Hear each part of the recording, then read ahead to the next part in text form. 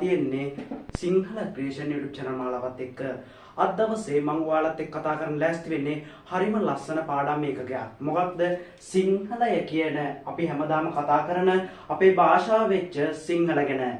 මම අද දවසේ ඔයාලට මේ සිංහල එකේ වැදගත්කම අපි මුලින්ම කතා කරමු. මේ සිංහල භාෂාව ඉගෙනීමේ වැදගත්කම තමයි මනා පෞරුෂයකින් හෙබි භාෂා කුසලතාවයක් ගොඩනැගේ. මනා පෞරුෂයකින් හෙබි භාෂා කුසලතාවයක් ගොඩනගා ගන්න පුළුවන් මේ සිංහල කියන භාෂාව අධ්‍යයනය කිරීම තුළින්.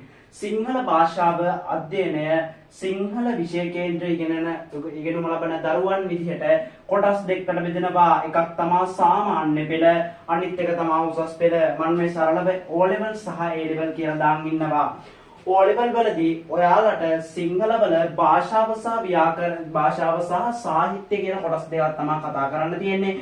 ඒකේ භාෂාවේ ව්‍යාකරණ කොටස් තියෙන්නේ. සාහිත්‍ය වල පාඩම් 16යි තියෙන්නේ. ඒ 16 ඇතුලේ ගද්‍ය පද්‍ය පුරාතන හා නූතන වශයෙන් බෙදෙනවා. මේ ගද්‍ය පද්‍ය කොටස් දෙක පුරාතන හා නූතන වශයෙන් බෙදෙනවා. ඊට අමතරව කෙටි කතා කොටසක්